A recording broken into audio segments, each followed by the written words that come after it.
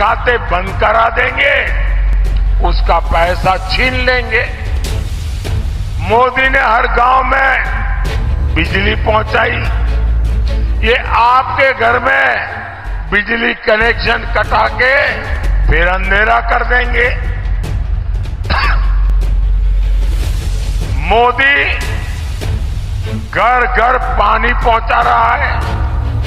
सपा कांग्रेस वाले आपके घर की पानी की टोंटी भी खोल के ले जाएंगे और इसमें तो इनकी महारत है।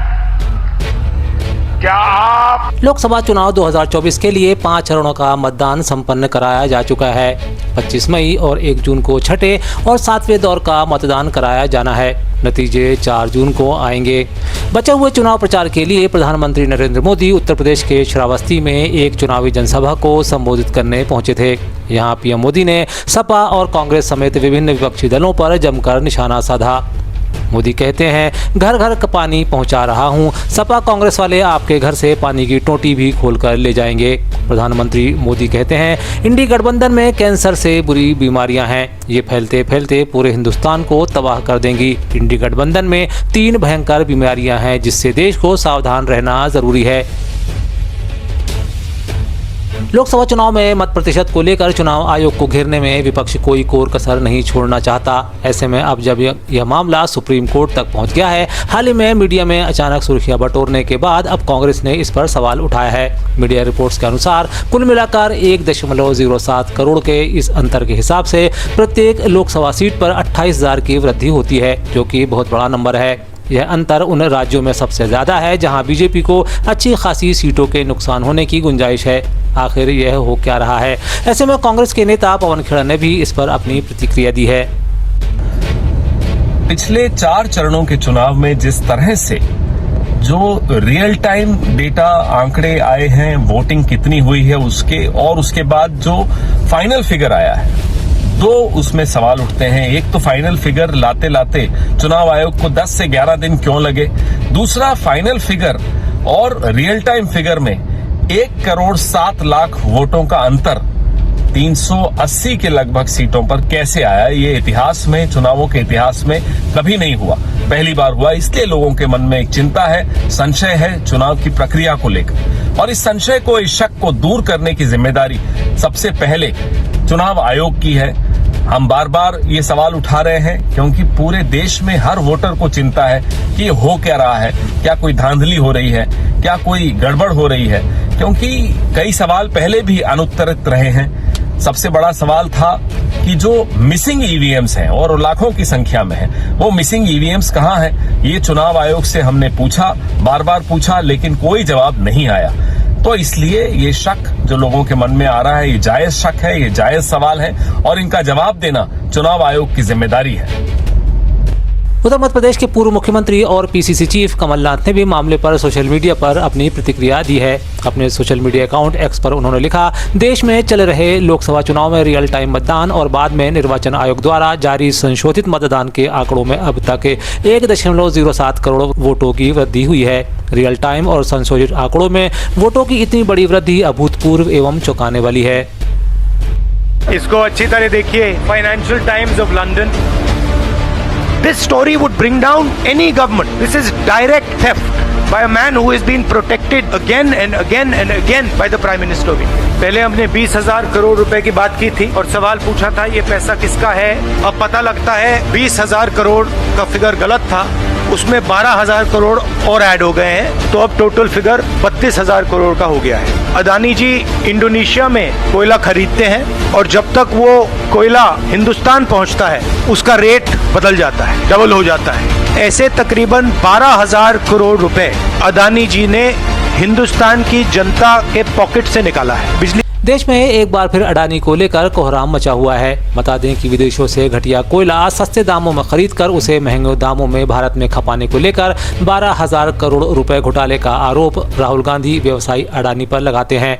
राहुल गांधी कहते हैं कि यह मीडिया की सुर्खियों में रहा, लेकिन यह लूट जारी है क्योंकि नरेंद्र मोदी खुद अडानी की रक्षा कर रहे हैं। से निकाला है। बिजली के दाम बढ़ते जा रहे हैं और अदानी जी ओवर इन्वॉइसिंग करते हैं। तो याद रखिए, जैसे ही आप स्विच दबाते हो, चाहे वो बल्ब हो, पंखा हो, बिजली का पंप हो, याद रखिए अदानी जी के जेब में सीधा पैसा जा रहा है और अदानी जी की रक्षा नरेंद्र मोदी कर रहे हैं। प्रधानमंत्री की क्रेडिबिलिटी है, उस पर सवाल उठ रहा है। गांव-गांव में लोगों को मालूम है कि अदानी जी ने चोरी की है। मैं प्रधानमंत्री की मदद करने की कोशिश कर रहा हूँ। कम clean, start the investigation, defend your credibility. पर प्रधानमंत्री अपनी क्रेडिबिलिटी की रक्षा नहीं करना चाहते क्योंकि शायद कोई और कारण है। मैंने सवाल पूछा था, पता नहीं है किसका पैसा है। शायद ये अदानी जी का पैसा नहीं है, शायद ये किसी और का है। उत्तर प्रदेश के महाराजगंज में चुनाव प्रचार के लिए पहुंचे मध्य प्रदेश के मुख्यमंत्री मोहन यादव ने प्रधानमंत्री मोदी के नेतृत्व में पुनः केंद्र में सरकार बनने का बड़ा दावा किया है। सीएम एक मौके पर कहते हैं कि चारों तरफ वातावरण दिखाई दे रहा है, पूरा वातावरण मोदीमय है। उत्तर प्रदेश में मुख्यमंत्री योगी आदित्यनाथ ने काम किया है, जनता उनके सुशासन को जानती है। निश्चित रूप से उत्तर प्रदेश नया रिकॉर्ड बनाएगा।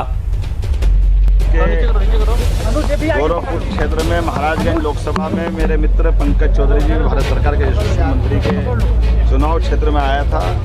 आज भारतीय जनता पार्टी के प्रत्याशी होने के नाते से हमने ये सभा भी की है और जो चारों तरफ का वातावरण दिखाई दे रहा है, मोदी जी के विकास के कामों को लेकर के, विजनरी कामों को लेकर के, दूरदृष्टि के आधार पर जनता में जिस ढंग से अपील आ रही है, ये पूरा वातावरण मोदीमय है। और माननीय योगी जी ने जिस प्रकार से उत्तर प्रदेश में काम किया है, जनता उनके सुशासन को भी जानती है।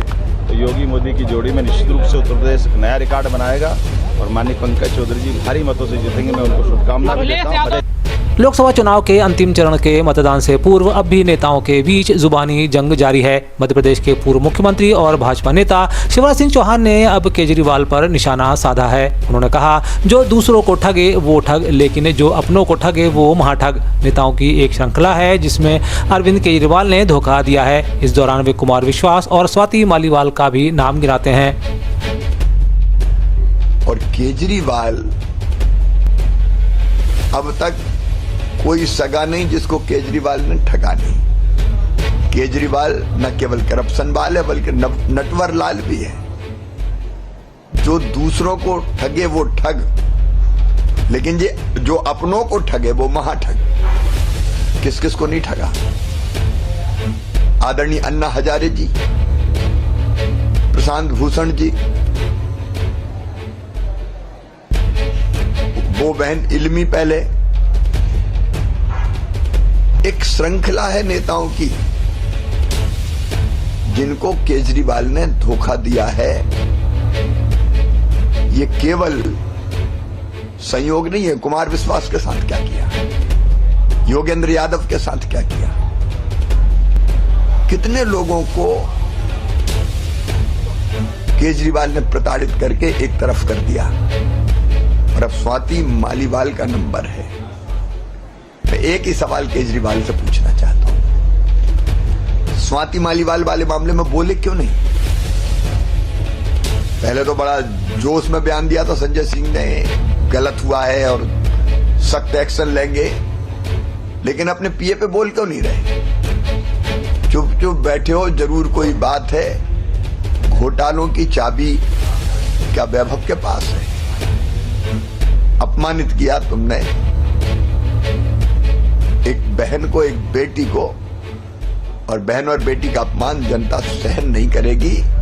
वो धरती है जहां एक द्रौपदी जी का उधर जवाब देते हुए दिल्ली सरकार में मंत्री और आप नेता सौरभ भारद्वाज कहते हैं, शिवराज सिंह चौहान खुद भाजपा से बहुत ही बेइज्जत करके मुख्यमंत्री की कुर्सी से उतारे गए हैं। अब वे चापलूसी कर रहे हैं। प्रधानमंत्री उनकी चापलूसी से खुश होकर उन्हें कहीं मौका दे दें, उन्हें चापलूसी करने दीजिए। कुछ क्यों नहीं बोले? संजय सिंह कहते हैं कि कुछ गलत हुआ है, इस पर एक्शन लिया जाएगा, मगर अपने पीए के बारे में क्यों नहीं बोल रहे? उन्होंने गाने वाले अंदाज में बोला कि चुप चुप बैठे हो, जरूर कोई बात है, घोटाले की चाबी क्या विभव के पास है? देखिए, शिवराज सिंह चौहान खुद भारतीय जनता पार्टी से मुझे लगता है कि बहुत ही बेइज्जत करके मुख्यमंत्री की कुर्सी से उतारे गए हैं। अब ये चापलूसी कर रहे हैं प्रधानमंत्री, किसी तरीके से उनकी चापलूसी से खुश होकर प्रधानमंत्री उनको कोई मौका कहीं पे दे दें तो उनको करने दीजिए चापलूसी। 12 बरस में एक बार होने वाले महाकाल के दरबार के बड़े आयोजन सिंहस्थ की तैयारियां प्रदेश के मुख्यमंत्री डॉक्टर मोहन यादव खुद संभालेंगे। इन तैयारियों के बीच नमामि छिपरा प्रोजेक्ट भी जल्दी शुरू किया जाएगा। बता दें कि सिंहस्थ का आयोजन वर्ष 2028 में होना है, लेकिन इसके लिए तैयारियों का दौर अभी से शुरू हो गया है। सिंहस्थ तैयारियों के लिए एक कैबिनेट कमेटी भी गठित की जाएगी, जिसकी अध्यक्षता खुद सीएम डॉक्टर मोहन यादव करेंगे। चूंकि डॉक्टर यादव उज्जैन से ही जुड़े हैं और महाकाल लोक से लेकर सिंहस्थ कामों तक में उनकी गहरी रुचि और अहम भूमिका रही है, इसी के चलते उन्होंने इन सारी व्यवस्थाओं को अपने हाथों में रखने का निर्णय लिया है। बता दें कि वर्तमान चीफ जस्टिस रवि विजय कुमार मलिमठ 24 मई को रिटायर होंगे। वे 14 अक्टूबर 2021 को मध्य प्रदेश के हाई कोर्ट के चीफ जस्टिस बने थे। 25 मई से हाई कोर्ट के एक्टिंग चीफ जस्टिस शील नागू होंगे।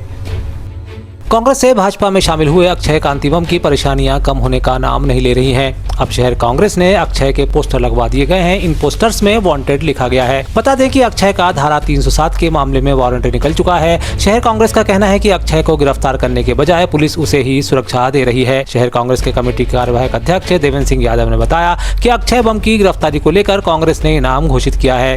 अक्षय की सूचना देने वालों को कांग्रेस 5100 रुपए का नगद इनाम देगी।